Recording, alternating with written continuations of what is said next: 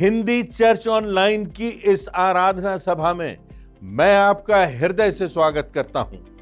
परमेश्वर को धन्यवाद देता हूं आपकी उपस्थिति के लिए। परमेश्वर का धन्यवाद हो कि इस सेवकाई को परमेश्वर ने इतना आशीषित किया कि 100 से अधिक देशों में लोग हिंदी चर्च ऑनलाइन की सेवा से आशीषित हो रहे हैं, परमेश्वर का वचन सुन रहे हैं, उसकी आराधना कर रहे हैं।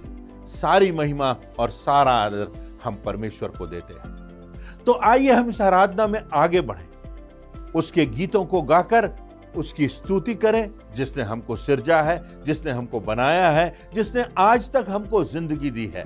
हमारा परमेश्वर, प्रार्थना के द्वारा उससे बातचीत करें, अपनी भेंटें चढ़ाएं, अपने हृदयों को उसे समर्पित करें और उसके उस प्रेम को स्मरण करें जिसमें हमें पापों की क्षमा मिलती है। तो आइए हम इस आराधना में आगे बढ़ते हैं और आगे बढ़कर परमेश्वर के वचन से यह देखते हैं कि किस प्रकार हम परिपूर्णता का जीवन जी सकते हैं, किस प्रकार हमारा जीवन दूसरों के लिए आशीष का कारण ठहर सकता है, किस प्रकार हम अपने जीवन में परमेश्वर की योजना पूरी कर सकते हैं।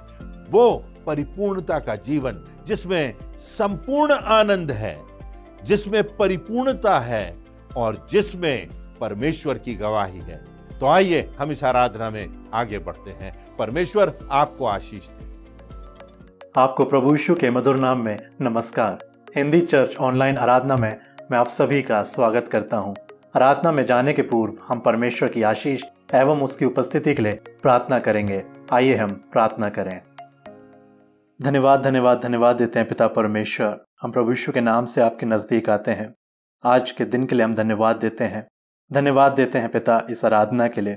धन्यवाद देते हैं पिता परमेश्वर कि आपने हमें जिंदों की जमीन पर रखा है।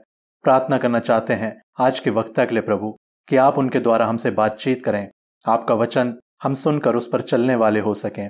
हम आपको धन्यवाद देते हैं कि आपने हमें इस योग्य समझा कि हम आपकी मेज में शामिल हो सकें, हम अपने मनों को जांच कर आपके नजदीक आने वाले हों। धन्यवाद देते हैं कि आपने हमें इस योग्य समझा कि हम आपको अपनी भेंटें अर्पण कर सकें।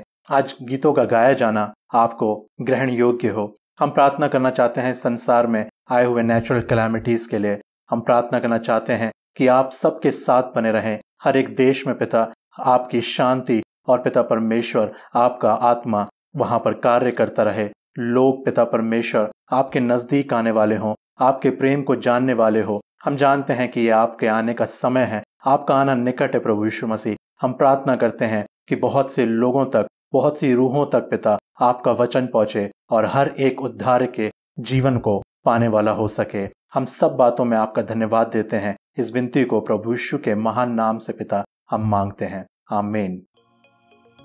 मैं हर समय यहोवा को धन्य कहा करूंगा, उसकी स्तुति निरंतर मेरे मुख से होती रहेगी। मैं यहोवा पर घमंड करूंगा, नम्र लोग यह सुनकर आनंदित होंगे। मेरे साथ यहोवा की बड़ाई करो और आओ हम मिलकर उसके नाम की स्तुति करें। हमारा परमेश्वर महिमा और स्तुति के योग्य है। बड़े उत्साह के साथ परमेश्वर के आदर और महिमा में हम कुछ गीत और कोरस गाएंगे।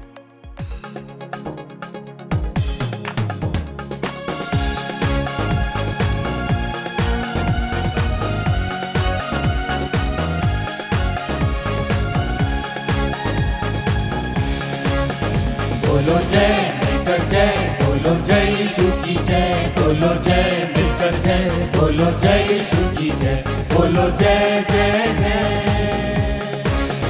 बोलो जय मिलकर जय, बोलो जय यीशु की जय, बोलो जय मिलकर जय, बोलो जय यीशु की जय, बोलो जय जय जय।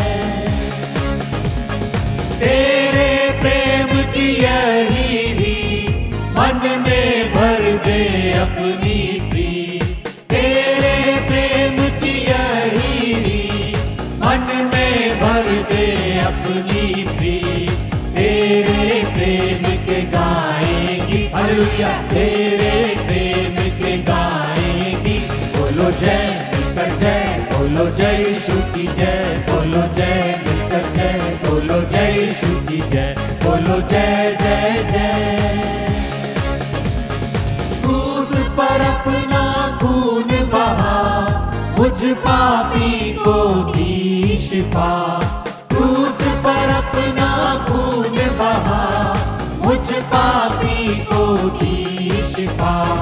मन मेरे तू बोल सदा, हालेलुया, मन मेरे तू बोल सदा। बोलो जय मिलकर जय, बोलो जय यीशु की जय, बोलो जय मिलकर जय, बोलो जय यीशु की जय, बोलो जय जय जय। तेरी कुदरत की ये शान, खुद ही दाता खुद ही दान। तेरी कुदरत की ये शान, खुद ही दाता खुद ही दान। पूरे कर मन के अरमान, हालेलुया, पूरे कर मन के अरमान। बोलो जय मिलकर जय, बोलो जय यीशु की जय, बोलो जय मिलकर जय, बोलो जय यीशु की जय, बोलो जय जय जय। खिदमत अपनी ले मुझसे, इस मंदिर में तू बसे। खिदमत अपनी ले मुझसे, इस मंदिर में तू बसे। हिंद में तेरा नाम रहे, हालेलुया, हिंद में तेरा नाम रहे। बोलो जय मिलकर जय, बोलो जय यीशु की जय, बोलो जय मिलकर जय, बोलो जय यीशु की जय, बोलो जय जय जय।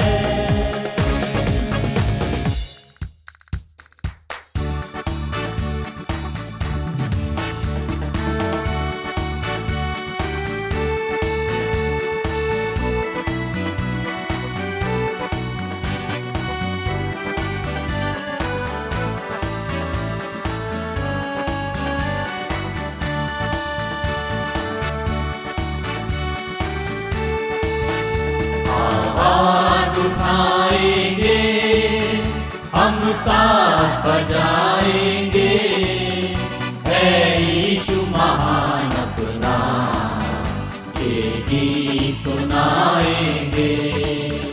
आवाज उठाएंगे हम साथ बजाएंगे, है यीशु महान अपना, ये गीत सुनाएंगे। आवाज उठाएंगे संसार की सुंदरता में, ये रूप तो तेरा ही। इन चांद सितारों में है अक्स तो तेरा ही। संसार की सुंदरता में ये रूप तो तेरा ही। इन चांद सितारों में है अक्स तो तेरा ही। महिमा की तेरी बातें हम सबको बताएंगे, है यीशु महान अपना, ये गीत सुनाएंगे। आवाज उठाएंगे दिल तेरा खजाना है, एक पाक मोहब्बत का पा न सका कोई। सागर है तू उल्फत का, दिल तेरा खजाना है, एक पाक मोहब्बत का पा न सका कोई। सागर है तू उल्फत का। हम तेरी मोहब्बत से दिल अपना सजाएंगे, है यीशु महान अपना, ये गीत सुनाएंगे। आवाज उठाएंगे ना देख सका हमको तू पाप के सागर में, और बन के मनुष्य आया आकाश से सागर में।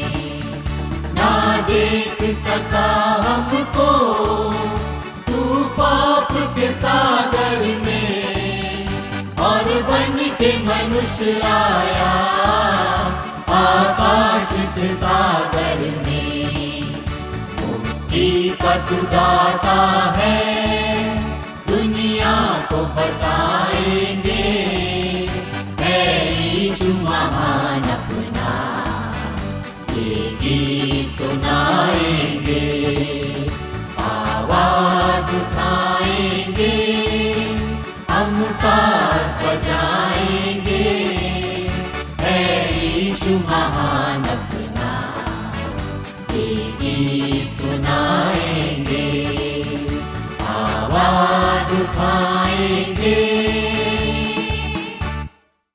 जब परमेश्वर ने मनुष्य की सृष्टि की और उसे अपने स्वरूप में सिरजा, तो उसने मनुष्य को अपने अधीन नहीं रखा, बल्कि उसे स्वतंत्र बनाया, उसे स्वतंत्र इच्छा दी।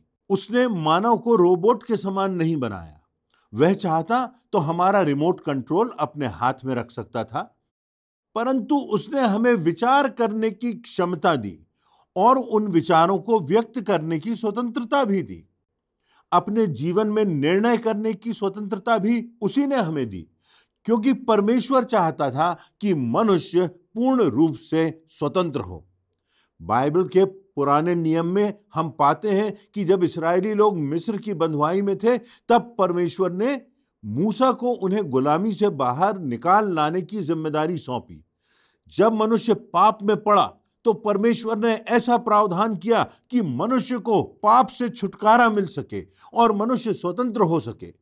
परमेश्वर ने पाप के विषय में चिताने के लिए भविष्यवक्ताओं को भेजा, विभिन्न प्रकार के बलिदानों के द्वारा पाप मोचन की व्यवस्था की, परंतु पाप बढ़ता गया और मनुष्य की सामर्थ और सीमा से बाहर हो गया कि वह स्वयं के प्रयासों से पाप की क्षमा प्राप्त कर सके। यह बात असंभव हो गई। तब परमेश्वर ने अपने पुत्र प्रभु यीशु मसीह को इस संसार में भेजा, ताकि वह मनुष्य के पापों की कीमत क्रूस पर अपनी मृत्यु और रक्त से अदा करे। प्रारंभ से ही मानव के स्वभाव में, उसकी आत्मा में स्वतंत्रता की चाह रही है। इस स्वतंत्रता को हासिल करने के लिए वह युद्ध से गुजरने के लिए तैयार हो जाता है, घर बार छोड़ने के लिए तैयार हो जाता है। स्वतंत्रता की चाहत में वह हर कीमत अदा करने के लिए तैयार हो जाता है। लूका रचित सुसमाचार के 4 अध्याय की 18वीं और 19वीं आयतों में प्रभु यीशु मसीह कहते हैं, प्रभु का आत्मा मुझ पर है और उसने इसलिए मुझे भेजा कि मैं बंधुओं को छुटकारे का सुसमाचार प्रचार करूं। यीशु ने जब नासरत नगर में एक दिन आराधनालय में जाकर यशायाह की पुस्तक के एक विशेष स्थल को पढ़ा, जहां उन्हीं के संदर्भ में लिखा गया था, प्रभु यहोवा की आत्मा मुझ पर है, क्योंकि यहोवा ने सुसमाचार सुनाने के लिए मेरा अभिषेक किया और मुझे इसलिए भेजा है कि खेदित मन के लोगों को शांति दूं और बंधुओं के लिए स्वतंत्रता का और कैदियों के लिए छुटकारे का प्रचार करूं। यूनान एक ऐसा देश है जिसे दर्शन शास्त्र के अध्ययन में विश्व का केंद्र माना गया है। सुकरात, प्लेटो, एरिस्टोटल जैसे दर्शन शास्त्री इस देश में हुए, परंतु यूनान का इतिहास गुलामों के खून से रंगा हुआ इतिहास है। इस देश की नींव में गुलामों की दास्तान है और इसी कारण उसकी संस्कृति में अधूरापन है। प्रभु यीशु मसीह कहते हैं, मैं तुम्हें बहुतायत का जीवन देता हूं। वो कहते हैं कि ऐसा जल देता हूं कि तुम ना सिर्फ तृप्त हो जाओगे, परंतु स्वयं जल का स्रोत बन जाओगे। अब प्रश्न यह उठता है कि परिपूर्णता का जीवन क्या है? इस बहुतायत के जीवन के क्या आयाम हैं? प्रकाशित वाक्य के 21वें अध्याय की 15वीं आयत से लेकर 21वीं आयतों में कुछ इस प्रकार लिखा हुआ है, और जो मेरे साथ बातें कर रहा था उसके पास नगर और उसके फाटकों और उसकी शहरपनाह को नापने के लिए एक सोने का गज था, और वह नगर चौकोर बसा हुआ था और उसकी लंबाई चौड़ाई के आकार में एक समानता थी, वह बराबर थी। और उसने उस गज से नगर को नापा तो 750 कोस का निकला उसकी लंबाई और चौड़ाई और ऊंचाई बराबर थी। 12 फाटक 12 मोतियों के थे। एक एक फाटक एक एक मोती का बना था और नगर की सड़क स्वच्छ कांच के समान चोखे सोने की थी। यूहन्ना अपने दर्शन में एक ऐसा नगर देखता है जिसकी लंबाई और चौड़ाई और ऊंचाई बराबर है, जो सिद्ध है, परिपूर्ण है, संपूर्ण है। यह नगर कौन सा है जिसकी लंबाई, चौड़ाई और ऊंचाई बराबर है? आइए प्रकाशित वाक्य की पुस्तक में इस संदर्भ के आधार पर हम विचार करेंगे कि हम संपूर्णता का जीवन किस प्रकार जी सकते हैं, परिपूर्णता का जीवन कैसे जी सकते हैं। इस संदर्भ में पहली बात यह है कि परिपूर्ण जीवन का एक आयाम स्वयं का विकास करना है।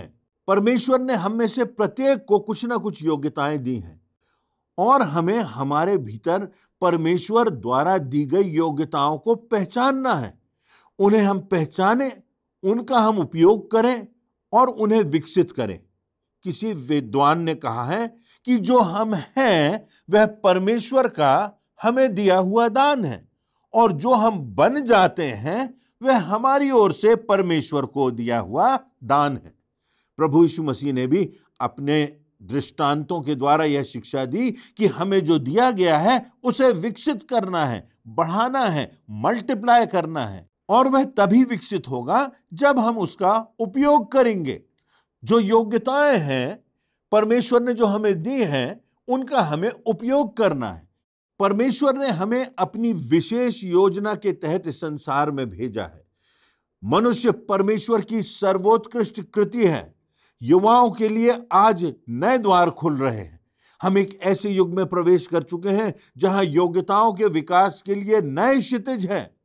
बाइबल में पुराने नियम में वर्णित यूसुफ को मैन ऑफ एक्सीलेंस अर्थात उत्कृष्टता और परिपूर्णता से भरा हुआ मनुष्य कहा गया है।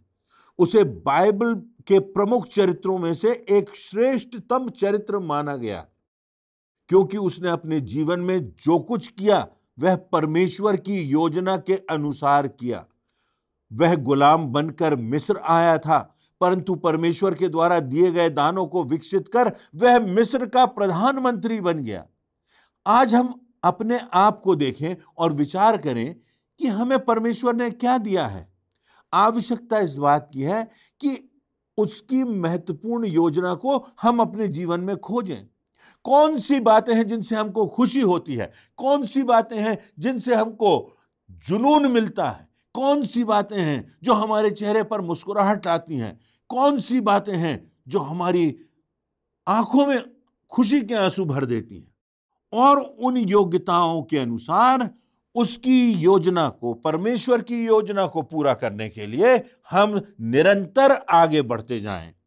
परमेश्वर की आपके और मेरे लिए विशिष्ट योजना है और उसने हमें एक प्रमुख उद्देश्य से चुना है, अभिषिक्त किया है, इस संसार में भेजा है। तो आज पहली बात जिस पर हमने चर्चा की वह यह कि परिपूर्णता के जीवन का एक आयाम स्वयं में जो परमेश्वर ने हमें योग्यताएं दी हैं उनको विकसित करना है, दूसरों की भलाई के लिए लगाना है, सतत उपयोग करना है और इससे हम परमेश्वर की महिमा करेंगे। इससे प्रभु यीशु मसीह की गवाही होगी। दूसरी बात वह यह कि परिपूर्ण जीवन में दूसरों के हित की चिंता होती है। मैं फिर कहूंगा, परिपूर्ण जीवन में दूसरों के हित की चिंता होती है। कुछ लोग अपने जीवन में पहले ही आयाम तक सीमित रह जाते हैं और उससे ज्यादा कुछ नहीं कर पाते। उनके लिए स्वयं का विकास करना प्रमुख हो जाता है, मैं और मेरा ही सब कुछ हो जाता है। ऐसे लोग अक्सर स्वार्थी और आत्म केंद्रित हो जाते हैं। इस बात का ज्वलंत उदाहरण प्रभु यीशु मसीह का शिष्य यहूदा है। वह जैसे जैसे बढ़ा, जैसे जैसे उसकी उम्र बढ़ी, उसमें अच्छाइयां घटती गई और बुराइयां बढ़ती गई। कहीं ऐसा हमारे साथ तो नहीं हो रहा है। परंतु यदि परिपूर्णता का जीवन हमें जीना है तो उसका दूसरा आयाम यह है कि हम दूसरों के हित की चिंता करें। इसी कारण फिलिपियों के नाम अपनी पत्री के 2 अध्याय की 4 आयत में पौलुस प्रेरित लिखता है कि हर एक अपने ही हित की नहीं वरन दूसरों के हित की भी चिंता करे। अपने हित की चिंता करना तो ठीक है, परंतु दूसरों के हित के लिए भी चिंता करना है, दूसरों के हित के लिए अपना अहित बर्दाश्त करना है। मत्ती रचित सुसमाचार के 25वें अध्याय में प्रभु यीशु मसीह ने स्पष्ट कहा कि न्याय के दिन परमेश्वर के सन्मुख धर्मियों और अधर्मियों को अलग अलग किया जाएगा।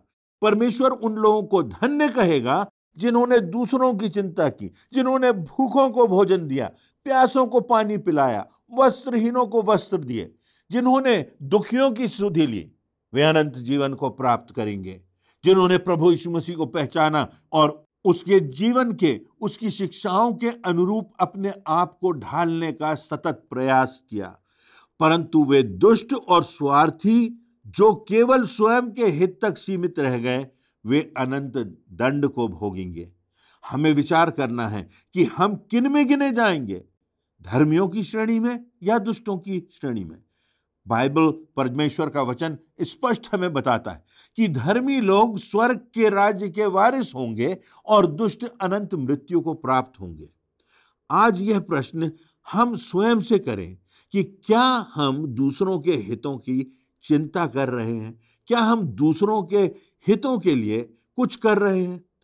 आज के युग में यह एक बहुत बड़ी त्रासदी है कि हम दूसरों के दुखों का एहसास भी नहीं करते। बहुत आसानी से अपने मित्रों का, अपने से जुड़े हुए लोगों का दुख भी भूल जाते हैं। उनकी कमजोरियों को तो याद रखते हैं, पर उनके दुख को बहुत जल्दी भूल जाते हैं। सांत्वना के 2 शब्द भी हम नहीं व्यक्त कर पाते। हमारी संवेदनशीलता को मानो कुष्ठ रोग लग गया है, वह शून्य हो गई है। अपने सिवा, अपने शरीर के सिवा, अपने सांसारिक लाभ के सिवा हमको कुछ और दिखाई ही नहीं देता। परंतु मत्ती रचित सुसमाचार के 25वें अध्याय की 40वीं आयत में प्रभु यीशु मसीह कहते हैं, जो तुमने दूसरों के लिए किया, जो तुमने इन छोटे से छोटों के साथ किया, वह मेरे साथ किया। कितनी बड़ी बात है जो हमने किसी दूसरे के हित के लिए किया, किसी दूसरे की भलाई के लिए किया। प्रभु यीशु मसीह कहते हैं, वह तुमने परमेश्वर के लिए किया, वह परमेश्वर के लेखे में गिना गया। इसलिए हमें ध्यान रखना है कि हमें दूसरों के हितों के लिए प्रयास करना है, उनके लिए भला करने का, उनके प्रति हमें संवेदनशील होना है। तो दूसरी बात जिसकी चर्चा हमने की वह यह है कि परिपूर्णता का जीवन यदि हमें जीना है, संपूर्णता का जीवन जीना है, हमको उस संपूर्ण आनंद की अनुभूति करना है, परमेश्वर की दृष्टि में हमारा जीवन धन्य हो, परमेश्वर के चेहरे पर हम मुस्कुराहट ला सकें, वो तब संभव है जब हम दूसरों के हित की चिंता करेंगे, गिरते हुओं को उठाएंगे, लोगों को जिन्होंने हमारे साथ बुरा किया उनको क्षमा करेंगे और बुराई को भलाई से जीत लेंगे। यह तभी संभव है जब हमारी मानसिकता में यह संवेदनशीलता आ जाएगी कि हमें इस जीवन में अपने लिए ही नहीं परंतु दूसरों के लिए भी जीना है, प्रयास करना है, उनका लाभ भी हमें देखना है। हमारे चारों तरफ ऐसे लोग होते हैं जिनको शारीरिक रूप से, आत्मिक रूप से, मानसिक रूप से अभाव होता है, वो कठिनाई का जीवन जीते हैं और हमारे हृदयों में उनके प्रति कोई संवेदनशीलता नहीं होती। तो अब हम तीसरी बात पर विचार करेंगे परिपूर्णता के जीवन से संबंधित। वह यह है कि परमेश्वर की योजना को हमें पूरा करना है। कुछ लोग सिर्फ अपने लिए जीते हैं, कुछ लोग किसी सीमा तक दूसरों के लिए जीते हैं, परंतु कुछ लोग केवल दूसरे और पहले आयाम तक सीमित हो जाते हैं। हमको यह सोचना है कि हमको उस जिंदगी के बड़े चित्र में क्या करना है जो परमेश्वर चाहता है, कौन सी बात है जिसके लिए हमें परमेश्वर ने भेजा है और उस लक्ष्य तक हमें पहुंचना है। वो कार्य, वो सेवा, वो परिश्रम हमको करते जाना है। व्यवस्था विवरण की पुस्तक के 6वें अध्याय की 5वीं आयत में लिखा है, तू अपने परमेश्वर यहोवा से अपने सारे मन, सारे जीव और सारी शक्ति के साथ प्रेम रख। सारे मन, सारी शक्ति के साथ पूरे दिल से परमेश्वर यहोवा से प्रेम रखना है। राजा सुलेमान सभोपदेशक की पुस्तक के 12वें अध्याय की 13वीं आयत में अपने जीवन का सारांश लिख देता है। वह कहता है, यहोवा का भय मान और उसकी आज्ञाओं का पालन कर, क्योंकि मनुष्य का संपूर्ण कर्तव्य यही है। परिपूर्ण जीवन जीने का तीसरा आयाम यह है कि हमारे जीवन से परमेश्वर की योजना पूरी हो सके। दुनिया में 3 प्रकार के अनीश्वरवादी होते हैं। पहले प्रकार के वे लोग होते हैं जो हृदय से परमेश्वर को नकार देते हैं। दूसरे प्रकार के वे लोग होते हैं जो अपने मस्तिष्क से परमेश्वर को नकार देते हैं, क्योंकि उन्हें अपने प्रश्नों के उत्तर नहीं मिलते। उन्हें यह समझ में नहीं आता कि लोग असमयिक क्यों चले जाते हैं, अच्छों के साथ बुरा और बुरों के साथ अच्छा क्यों होता है। यदि ईश्वर है तो दुष्ट लोगों के और भ्रष्ट लोगों के हाथ में विभिन्न देशों की सत्ता क्यों चली जाती है? क्योंकि इस संसार में भलाई पर बुराई प्रबल हो गई है। इस संसार में अंधकार बढ़ता जाता है। जब उथले धरातल पर बिना विश्वास के लोगों को कोई उत्तर नहीं मिलता तो वे क्रोधवश ईश्वर को नकार देते हैं। तीसरे प्रकार के वो लोग होते हैं जो केवल अपने होठों से परमेश्वर को स्वीकार करते हैं, पर अपने जीवन की जीवन शैली से परमेश्वर को नकार देते हैं। और उनमें से बहुत से लोग हैं जो खुद को यहां तक कि प्रभु यीशु मसीह का अनुयायी भी कहते हैं। लेकिन परिपूर्ण जीवन का तीसरा आयाम यही है कि परमेश्वर से प्रेम रखें और उसकी आज्ञाओं का पालन करें, उसकी योजना को पूरा करें। इसीलिए प्रभु यीशु मसीह कहते हैं, जो मेरी आज्ञा मानता है वही मुझसे प्रेम रखता है। निष्कर्ष की बात यही है कि प्रभु यीशु मसीह हमसे यही प्रश्न कर रहे हैं कि यदि मनुष्य सारे जगत को प्राप्त कर ले और अपनी आत्मा की हानि उठाए तो उसे क्या लाभ होगा। हमें स्वयं के जीवन में परमेश्वर की इच्छा को पहचानना है और उसके मार्ग पर चलना है। और परमेश्वर ने जो कुछ हमको दिया है, जो समय, जो गुण, जो योग्यताएं, जो स्रोत, उनका विकास करना है। और इस प्रकार से विकास करना है कि दूसरों का जीवन हमारे जीवन से आशीषित हो सके, हम दूसरों के हितों का ध्यान रख सकें। और सबसे प्रमुख बात यह है कि हमें परमेश्वर की योजना को पूरा करना है, उससे प्रेम रखना है और उसके मार्ग पर चलना है, क्योंकि परिपूर्ण जीवन का तीसरा और प्रमुख आयाम यही है जो कि परमेश्वर के वचन में हमारे सामने आता है। परमेश्वर से मेरी प्रार्थना है कि आपका जीवन परमेश्वर की दृष्टि में परिपूर्ण बने, ताकि आप दूसरों के जीवनों के लिए आशीष का कारण ठहर सकें और आपके जीवनों से परमेश्वर की योजना पूर्ण हो सके। इन बातों से परमेश्वर हम सबों को उसके मार्ग पर चलने की प्रेरणा दे। वचन की प्रभावशाली व्याख्या के लिए प्रभु के सेवक को धन्यवाद। अब समय होगा कि हम परमेश्वर के निमंत्रण को स्वीकार करते हुए प्रभु भोज में शामिल होंगे। आइए हम अपने मनों को तैयार करें, जांचें, परखें, प्रभु यीशु मसीह के बलिदान को स्मरण करते हुए इस गीत को गाएंगे।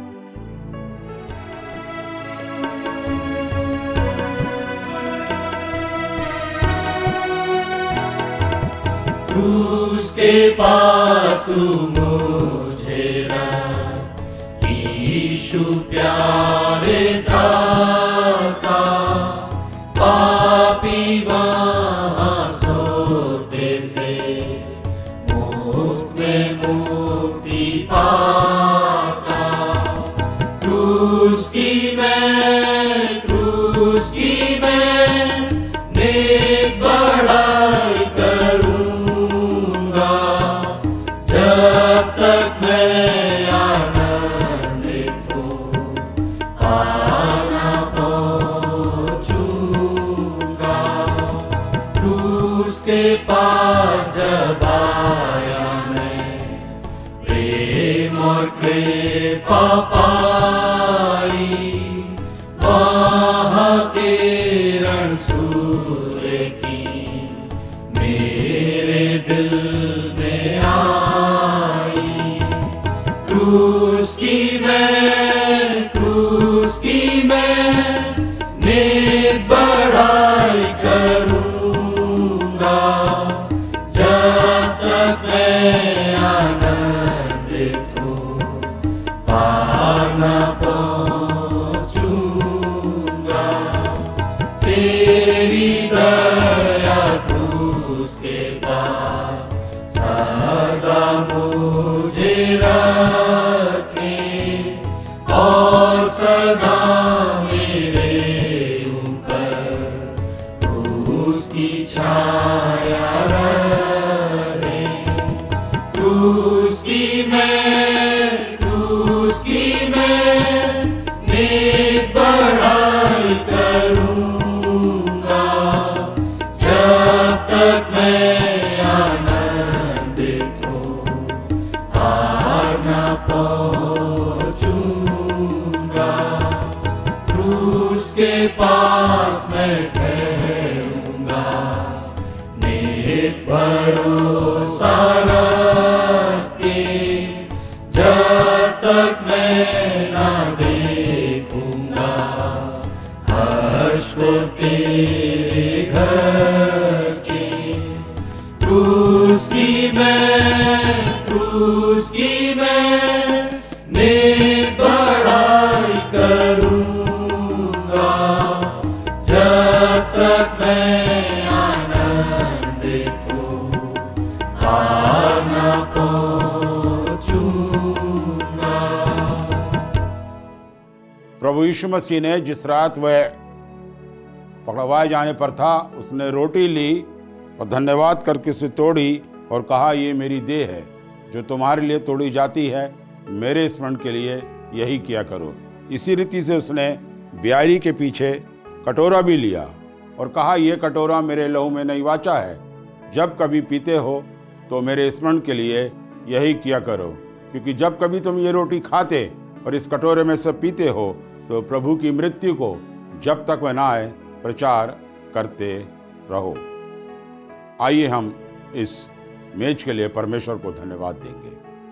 हमारे जीवते सामर्थी पिता परमेश्वर, तेरा धन्यवाद धन्यवाद और धन्यवाद देते हैं प्रभु यीशु मसीह के संसार में आने के लिए।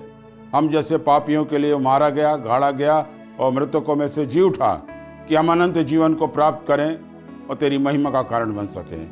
इस ब्यारी पर हम तेरी आशीष चाहते हुए इस विनती को प्रभु यीशु मसीह के नाम से मांगते हैं, आमीन। प्रभु की मेज तैयार है। जिन्होंने प्रभु यीशु मसीह के नाम का बपतिस्मा लिया है वही लोग इस मेज में सम्मिलित हो सकते हैं।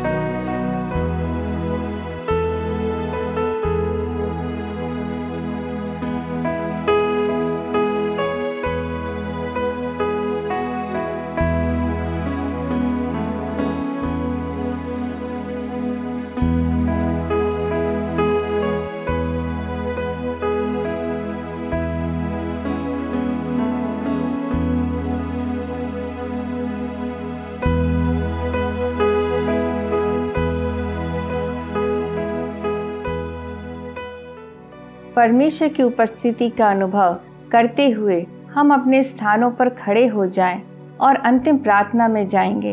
प्रार्थना के बाद हम एक कोरस गाएंगे और परमेश्वर की आशीष ग्रहण करके आज की आराधना समाप्त करेंगे। आइए हम प्रार्थना करें। पिता परमेश्वर, धन्यवाद धन्यवाद धन्यवाद जो वचन आपने हमारे बीच रखा पिता, उस बात के लिए आपका धन्यवाद करते हैं। जिन वचनों को हमने सुना है पिता, उसे ग्रहण करें और उस पर चलने वाले हो सके। आपकी आशीष और बरकत पूरी आराधना पर बनी रही पिता, इस बात के लिए आपको धन्यवाद करते हैं। आगे के समय को आपके हाथ में सौंपते हैं। हम सब के साथ होइए, आपकी अगुवाई और आशीष का हाथ निरंतर हम सब पर चाहते हुए पिता परमेश्वर इस प्रार्थना को प्रभु यीशु मसीह के नाम से मांगते हैं, आमीन। हम तो जलते दीप हैं यीशु की ज्योति में, जब तक है जहां में हम उसे फैलाना है। अंधियारी डगर में हो आंधियां मसीह की ज्योति हर कहीं फैलाना है। हम तो जलते दीप हैं। आइए हम परमेश्वर की आशीष ग्रहण करें। अब हमारे परमेश्वर पिता का प्रेम, प्रभु यीशु क्रिस्ट का अनुग्रह और पवित्र आत्मा की शांति और सहभागिता हम सब विश्वासियों के साथ आज से लेकर अनंत काल होती रहे, आमीन।